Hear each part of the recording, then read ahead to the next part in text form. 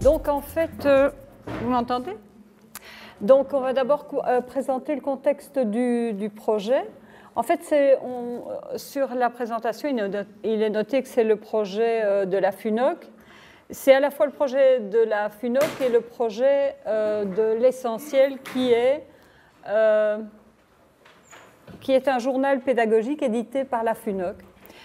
Journal pédagogique qui a été édité d'abord uniquement sur papier, puis en ligne et sur papier, maintenant plus uniquement en ligne. Alors le site, vous l'avez sous les yeux, l'affichage n'est pas bon. L'affichage n'est pas bon, oui. En fait, le site de l'Essentiel, donc l'Essentiel, c'est un journal, un site en français facile, et un site d'initiation à Internet pour des internautes moyens, pour des stagiaires EFT et EISP. D'abord, les stagiaires de la FUNOC, donc le site est testé et employé dans les cours de la FUNOC. Et aussi le public des organismes d'éducation permanente.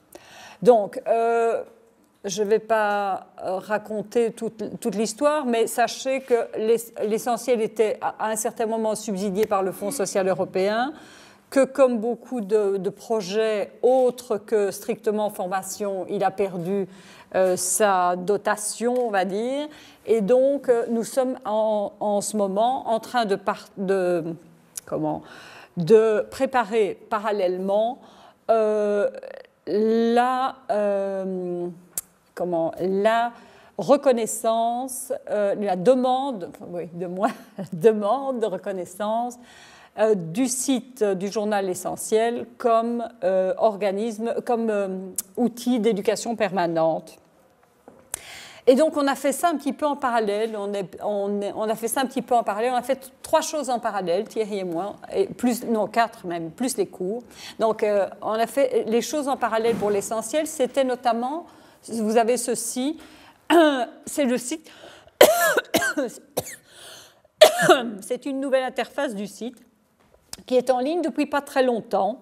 En fait, on s'est rendu compte que donc le site existait quand même déjà depuis quelques années et il commençait à être un petit peu fouillis, brouillon, et on n'avait plus les moyens. En fait, un chat n'y retrouvait plus ses jeunes. On n'avait plus, par exemple, pas de moyens de recherche. Merci. On n'avait pas de moyens de recherche performants comme un moteur de recherche. Et donc, dans la nouvelle interface, on a créé un moteur de recherche. Donc, le site, c'est pas nous, Thierry et moi. Donc, moi, je suis la rédactrice en chef. Thierry est le secrétaire de rédaction. Et nous écrivons à peu près tous les contenus à 2 pour l'instant. Avant, on avait des journalistes et des rédacteurs. Maintenant, pour l'instant, on écrit tous les contenus à 2. Et c'est un webmaster qui a réalisé l'interface du site. Donc, en fait, cette interface du site, on voulait qu'elle fasse une plus grande part à l'accompagnement pédagogique. Parce qu'effectivement, autour des contenus de l'Essentiel, il y avait tout un accompagnement pédagogique qui existait, qu'on faisait, mais qui n'était jamais valorisé. Et donc, notre idée en arrivant sur le projet Format 10, c'est de dire, bon, d'une part, on voudrait accentuer l'accompagnement pédagogique du site, donc c'est très bien d'être rodé à des modules e-learning. De plus, ça tombe bien, c'est ce que nous demande aussi l'éducation permanente. Donc, on est venu avec l'idée de renforcer tout le volet pédagogique du site. Le volet pédagogique du site, avant la nouvelle interface, c'était surtout des fiches pédagogiques papier qui étaient mises en ligne. Le PDF était mis en ligne et on pouvait télécharger le PDF et l'utiliser dans ses cours. Donc, en fait, on concevait un peu cet accompagnement pédagogique comme du présentiel différé, quoi. On mettait un peu comme ce que disait Raphaël tout à l'heure, on mettait nos ressources, on mutualisait les ressources, on donnait nos ressources à d'autres, quoi. Donc, le sujet peut-être, donc voilà, il y avait téléchargé les exercices. Et maintenant, ce qu'on a voulu faire, c'est essayer d'avoir quelque chose. On avait aussi une petite partie dans les exploitations pédagogiques, qui étaient des exploitations pédagogiques, je dirais, un peu interactives. Alors, c'était un quiz en ligne, ou c'était des liens commentés. Mais c'était aussi, on avait été à un certain moment, quand on avait le webmaster qui travaillait avec nous, on avait aussi fait des outils pédagogiques assez, je veux dire assez interactifs. Peut-être que tu peux les montrer, que tu peux montrer le truc, Thierry, les anciens sites, non? Ah oui, je peux le montrer maintenant, oui, bien sûr. Et, donc, en fait, notre idée, c'était de revenir vers quelque chose de plus interactif. On espérait trouver quelque chose qui nous permette de travailler, de rapidement développer des outils. Mais notre idée de départ, c'était simplement, je veux dire, une transposition de ce qui existait déjà. Et puis, on va voir l'évolution. Mais oui. Peut-être, moi, il me faut le micro. Ah, pardon. C'est vrai qu'il... Oui, donc voilà, en fait, quand on s'est lancé dans le projet ici, on avait en tête ce qu'on avait fait en 2002 déjà, donc qui était avec effectivement un graphiste, un webmaster, une série d'exercices interactifs. Et on imaginait, comme on était en 2012, qu'on allait avoir plus que ça encore, hein, ce qu'on n'a pas eu, hein, effectivement, puisque on a découvert un peu Moodle, et effectivement, il y avait, je dirais, une naïveté de notre part, c'est ce que Lydia disait, en disant il nous suffira de transposer nos exercices dans Moodle et tout ira très bien. Et puis on s'est rendu compte que c'était moins facile qu'il n'y paraissait au départ. Et donc, il y a eu comme ça tout un cheminement, mais peut-être que Lydia peut... Oui, j'ai montré le... Enfin, je peux remontrer un exercice, hein, mais donc d'interactivité, voilà, les capitales, les drapeaux, bon, ce sont des exercices qui restaient très scolaires, évidemment, mais enfin, qui manifestaient déjà une certaine interactivité. Voilà. Mais donc... avant de commencer l'accompagnement format 10, on n'avait pas non plus une idée claire. Enfin, reprends peut-être mon projet de départ, Thierry. Voilà. Donc, voilà. Donc, avant de commencer l'accompagnement format 10, on n'avait pas une idée claire de ce qu'était une plateforme e-learning, de ce qu'étaient des outils de développement e-learning et de la différence entre les deux. Donc pour nous, Moodle, c'était vraiment c'était quelque chose. Oui. Je connais pas bien. Ah, pardon. Ah.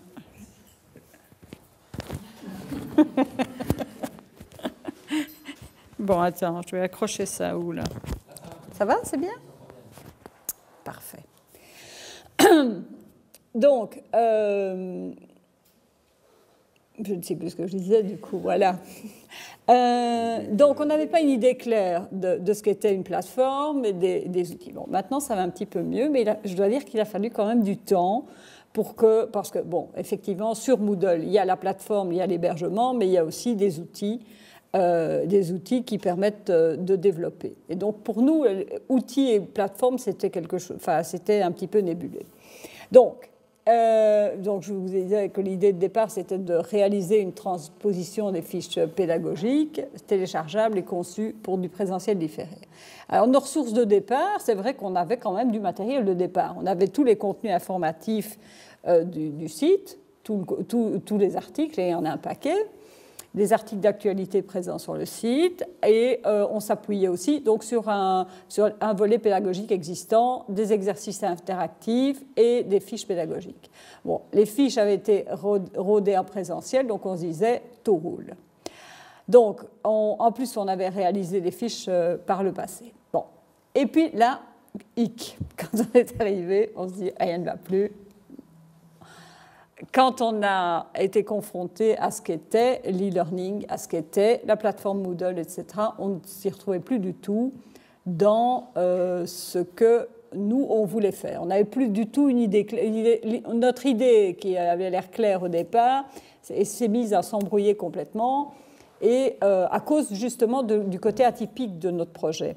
L'idée, c'était moins de faire un cours en ligne au départ que de faire des transpositions d'exercices. Et on n'avait pas du tout besoin du gros avantage de Moodle, qui était la traçabilité. Et nous, on n'en avait pas du tout besoin, puisqu'on s'adresse à un public de lecteurs, mais qui sont des visiteurs qui viennent, qui partent. Je veux dire qu'on n'encadre pas dans un processus d'un point A à un point B. Donc ils viennent, ils nous accompagnent un petit peu, ils partent, et puis ils reviennent à un autre moment. Voilà. Donc, nos objectifs aussi se sont mis à évoluer. On s'est dit, tiens, en plus, ces exercices interactifs, c'est bien beau, mais ça va demander un certain nombre d'allers-retours entre les contenus et les exercices. Donc, ça risque d'être un petit peu difficile quand on veut faire un exercice, un quiz par exemple sur l'isolation ou sur la commune, ben, on va devoir aller relire tous les exercices, tous les contenus d'articles, et ça risque d'être un peu embêtant. Donc, on s'est dit, tiens, pourquoi pas finalement, on s'est orienté vers autre chose, et c'est vers ça qu'on va. C'est faire plutôt un module interactif, c'est-à-dire une partie qui soit une partie contenue, avec dans ce module aussi une partie évaluation, exploitation des contenus qu'on vient juste de voir, quoi. Donc ces modules sont liés au site, on voulait qu'ils soient liés au site, et vous le verrez, on a travaillé à ce qu'il soit lié au site aussi bien dans le fond, donc c'est basé sur les sites d'actualité, le choix des sujets par exemple, on avait fait un truc sur les agences, un petit module sur les agences de notation, on avait fait un petit module sur la commune, un plus gros module sur la commune et un module sur isolation.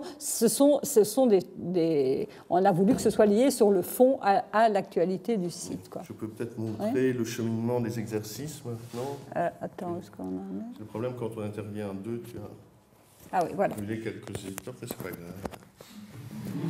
Alors... Tu n'en veux pas ? Non, pas du tout. C'était n'empêche très intéressant.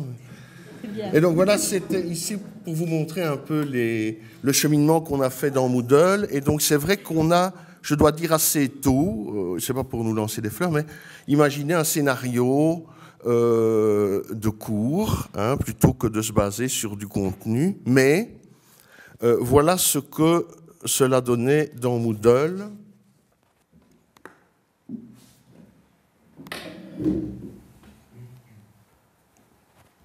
Voilà, et donc on avait un exercice que j'avais fait qui est sur les agences de notation, et donc c'était une série de paragraphes, et donc vous voyez comment les paragraphes se retrouvent, c'est-à-dire qu'il y a une dizaine de signes par ligne, ce qui est évidemment un exercice tout à fait impossible à faire, d'autant qu'en plus, et là c'est une pierre dans notre jardin, comme l'a dit Lydia, là on avait fait, bien que scénarisant, une simple transposition de ce qui se faisait en présentiel. Et donc, effectivement, comme ça, à moins d'être très fort, je veux dire, alors que notre site est destiné à un public qui est quand même peu lecteur et faiblement scolarisé, ben, c'était quasi impossible à réaliser. On a fait d'autres types d'exercices, je ne vais peut-être pas tous les montrer, ce sont des exercices, évidemment, qui restent, je dirais toujours très scolaire, entre guillemets, mais enfin, il en faut aussi, donc des réponses vrai-faux. Il y avait aussi d'autres appariements. Je vais peut-être passer directement au dernier, qui sont en fait des premiers pas dans Captivate, qui est donc le logiciel qu'on a commencé à utiliser, je dirais, en juin, et vraiment en septembre, quoi. Et donc, qui nous permet de développer des exercices qui sont quand même mieux, je dirais, au niveau de l'interface. Et donc, dans celui-là, déjà, les premiers pas dans Captivate, on voit qu'il y avait une recherche, ce qu'on disait, qu'il y avait une recherche de correspondance à la fois sur le fond avec le site, mais aussi sur la charte graphique du site. On a essayé d'utiliser, même avec toutes les imperfections qu'il y a encore, mais on a essayé qu'il y ait une concordance quand même entre le site qui est en gris et rouge et nos exploitations pédagogiques qu'on voulait en gris et rouge, et choisir le même choix de police, et aussi le côté, essayer d'avoir un côté lisible, un sens de lecture, et quelque chose d'assez simple. Oui. Voilà. Okay. Et alors maintenant, je vais vous montrer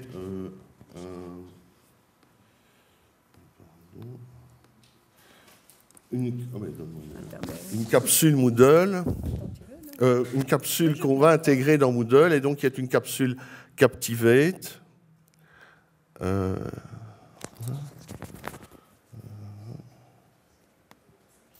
Si je le retrouve ici, pardon. Excusez-moi, hein, ce n'est pas l'ordinateur sur lequel je travaille d'habitude, et donc voilà.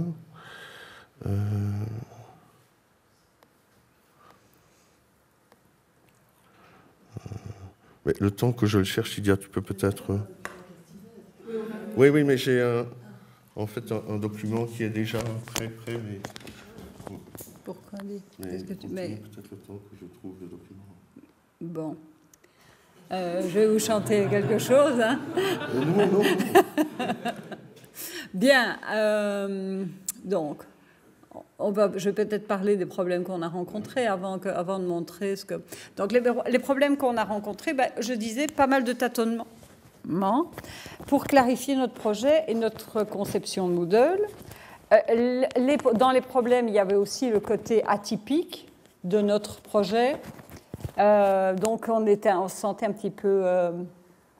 et Moodle nous a semblé très vite inadapté pour la création des exercices comme on le voulait. Par contre, pour l'hébergement, on n'a rien contre le fait... Donc les exercices qu'on va développer vont être hébergés à la fois sur notre site et sur les plateformes Moodle. On n'a rien contre le fait que ça puisse être hébergé là. Mais c'est juste, on va se servir uniquement de Moodle comme hébergement et pas comme outil de développement. Alors, nos objectifs ont évolué, la résolution de ces problèmes. Il y a eu des problèmes qui se sont résolus assez vite, mais il y a eu d'autres problèmes qui sont arrivés parce que, je vous disais, on a travaillé en parallèle et l'éducation permanente avait un certain nombre de critères qu'on n'avait pas prévus au départ puisqu'on n'avait pas rencontré les gens. Et au fur et à mesure, on a dû réorienter aussi le projet, notamment, je vous disais, on est passé d'une transposition ou des exercices qui étaient en lien avec des contenus informatifs, avec un module qui faisait un petit peu une synthèse des deux, et qui pouvait être autonome. Donc, nos objectifs ont aussi évolué en fonction de la nouvelle interface du site. On travaillait avec le webmaster et quand on se disait, on parlait d'accompagnement pédagogique, lui nous disait il y a moyen de présenter les choses comme celle-ci, quoi. L'évolution de la réflexion sous-jacente au développement du projet, donc peu à peu est née l'idée de module e-learning autonome.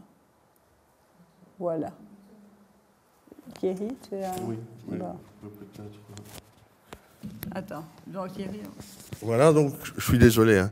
C'est un peu comme notre arrivée. On a essayé d'apprendre le GPS en e-learning, mais c'était un peu tard. Et donc ici, c'est un premier exercice qui a été fait donc, à partir de Captivate et qui est un peu plus, je dirais, un peu plus intéressant que Moodle. Hein. Donc c'est une série de cartes géographiques. Ceci dit, et là, je fais un peu le lien avec le scénario, un atelier scénario qu'on a eu, où effectivement, en gain de temps, c'est le b.a.-ba, mais quand on est le nez dans le guidon, on oublie, on a utilisé finalement un lien extérieur qui était beaucoup plus pratique pour faire cet exercice, plutôt que d'utiliser Captivate avec des zones sensibles, etc.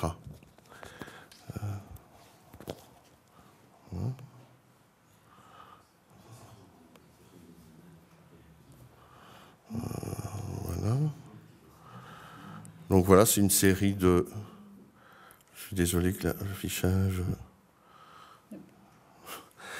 Je sais pas pourquoi. Oui, mais l'affichage est bon. Non, mais... Ouais. Voilà. Oui, change l'affichage automatiquement. Ouais. Voilà, et alors je vais vous montrer aussi un autre exercice de Captivate.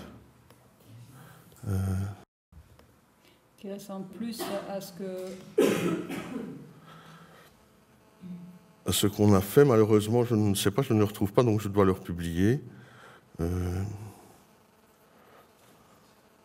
Et donc c'est un exercice de présentation sur la commune.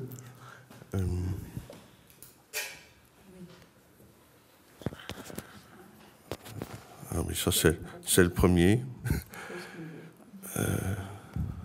Écoute, on peut peut-être en attendant... Attends, mais non, il est là derrière. On va repasser... Il est là derrière. Voilà.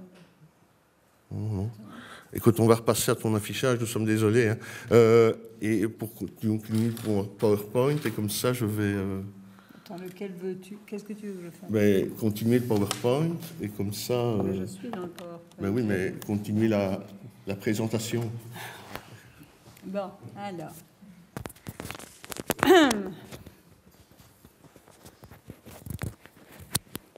Cool. Dans l'autre sens, évidemment, ce truc va encore se mettre de travers. Bien, alors, est-ce que j'ai quelque chose? Interview.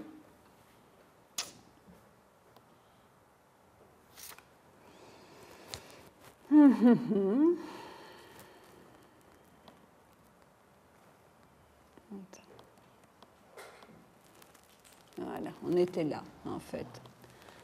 Donc, mon projet jusqu'à aujourd'hui, c'est ça qu'on était en train de faire. Il faut que je m'y retrouve aussi. Hein. Donc, à ce stade du projet, même si, on va vous le montrer, le produit fini, hein, mais même si le produit fini, enfin, ce n'est pas un produit fini encore, pourrait encore être amélioré et va l'être d'ici fin janvier, on est satisfait en tout cas de notre cheminement. On est content en fait d'avoir... d'être entré dans cette idée de l'e-learning qui n'est pas nécessairement effectivement une transposition du présentiel. Et en cela, on a été particulièrement satisfait. On a été particulièrement satisfait d'ateliers. De l'atelier 2, qui était un atelier où on apprenait à scénariser, et du dernier atelier qui nous a appris pas mal de choses. D'ailleurs, on trouvait que c'était un peu dommage qu'il arrive aussi loin dans le déroulement des workshops, parce que ça nous a c'était simplement... Et ça nous permettait de poser des questions de base qui, à mon avis, auraient dû être préalables à plusieurs modules. Ce qui fait que, je veux dire, on est entré réellement dans le concret du projet que fort tard. Et je trouvais que c'était un petit peu dommage.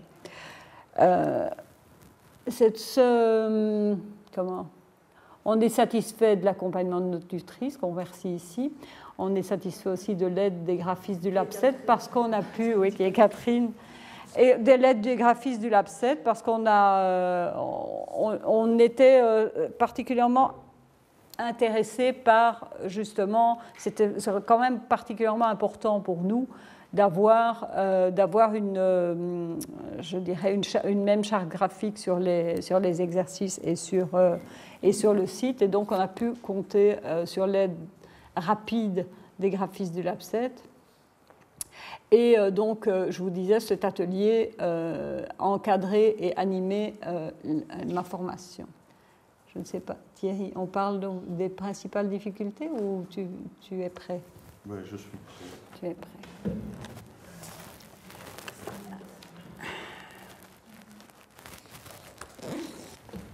Et donc voilà, ça c'est un des modules que nous avons fait dans Captivate, et donc il s'appelle Commun Commune. Ah oui. Et donc voilà, c'est en fait quelque chose qui peut se faire soit en lien avec notre site, on l'a dit, soit, je ne vais pas vous faire écouter trop longtemps ma voix de stentor, mais soit qui peut se faire en lien avec notre site, soit qui peut se faire de manière autonome. Et donc, il y a une série. En fait, la base, je vous ai épargné cette visite-là, la visite d'un site sur le résultat des élections en Wallonie, donc sous forme d'une démonstration logicielle, je dirais. Et puis, il y a à partir de là une série de questions. On pourrait dire que le but de l'exercice, c'est se repérer dans un tableau, c'est pouvoir traduire un diagramme. Et donc voilà, ça montre une série de choses qu'on peut faire dans Captivate. Et donc chaque fois, il y a le rappel de cette dia qui apparaît un certain temps, et le temps, évidemment, que les stagiaires puissent... Résultat des élections 2012. Voilà. Écolo, par exemple, a eu 7,37% Je ne vais des pas voix. tout vous faire défiler. Pour les élections 2012, observez le résultat des 6 partis en haut de la liste.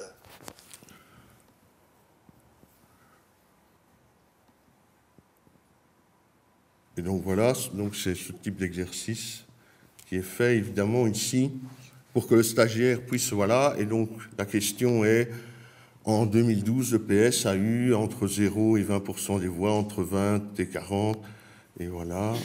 Ça permet d'aller plus loin, donc c'est lié on voit que c'est lié à l'actu et au contenu du site, mais ça permet aussi d'aller plus loin.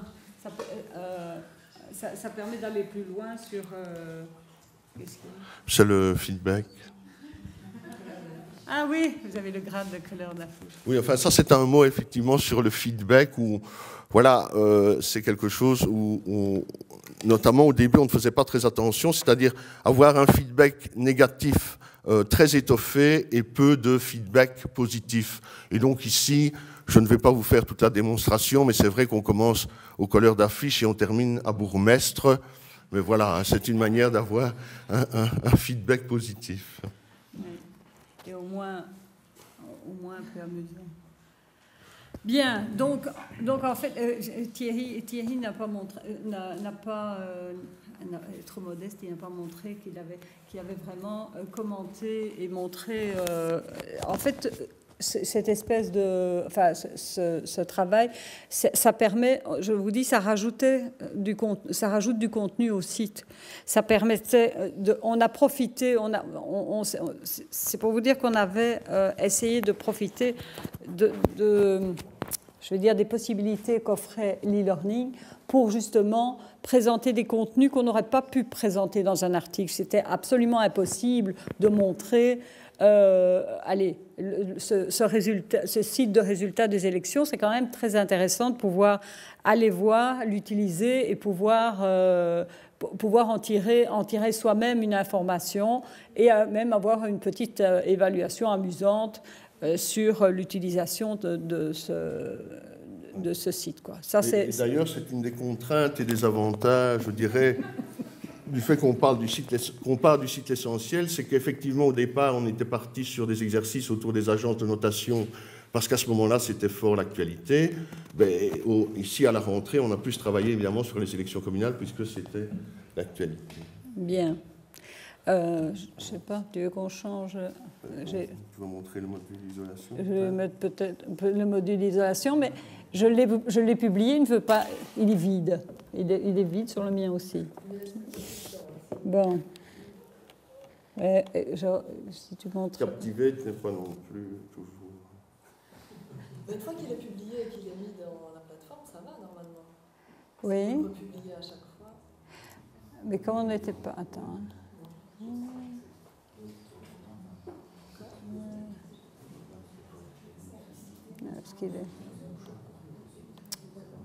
Est-ce qu'il est publié?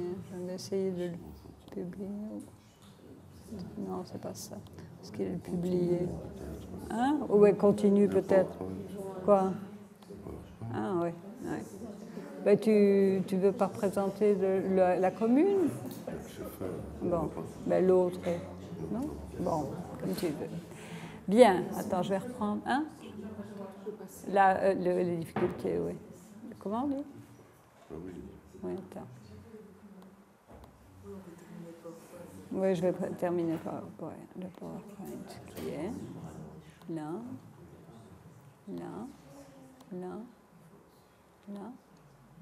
et là. Voilà, même si je fais View, Slideshow. Attends, j'étais où moi? Je vais devoir continuer. Bon, mes principales difficultés. Donc, les principales difficultés qu'on a rencontrées, c'est, je vous disais, la découverte tardive de Captivate, un outil qui nous paraît au départ mieux adapté, du moins dans ses résultats. Il permet des choses un peu plus, qui semblent un peu plus adaptées, comme vous avez vu, et la visite du site. Vous n'avez pas vu le truc sur le petit module isolation, mais on a rencontré, même en ayant décidé une fois pour toutes, acheté la licence, etc., obtenu la licence, etc., il est resté des difficultés techniques liées à la découverte de l'outil. C'est un outil qui demande énormément un outil, comme beaucoup d'outils de développement, je pense, qui demande quand même qu'on y consacre beaucoup de temps. Et c'est très frustrant parce qu'on peut passer beaucoup d'heures pour arriver à un résultat dont on n'est pas tout à fait satisfait. Mais ça fait partie effectivement de l'apprentissage et j'imagine qu'il faut en passer par là pour arriver à développer facilement des choses. D'autre part, il y avait nos contraintes. Ça, c'était vraiment quelque chose, je vous disais, pendant cette période, on a travaillé parallèlement sur les cours, sur l'éducation permanente et sur le journal L'Essentiel. Une des difficultés qu'on a trouvées, c'est au départ de l'accompagnement, on trouvait que les séances étaient un peu trop espacées à notre goût. Parce qu'on obtenait des informations un peu par bribes et le fait qu'il y avait une longue période entre deux workshops, on décrochait un petit peu, il fallait chaque fois se revenir dans l'idée, dans la découverte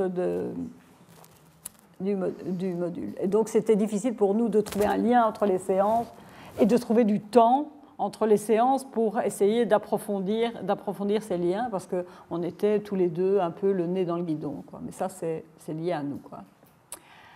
Alors,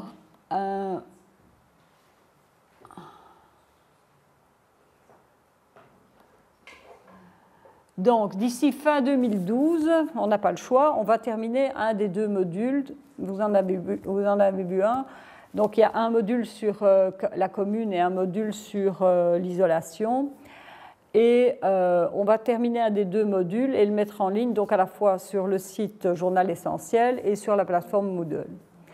Et d'ici la fin de l'accompagnement, fin janvier 2013, on va créer les circonstances pour favoriser la production d'autres modules. En clair, on voudrait créer une espèce de modèle de modèles.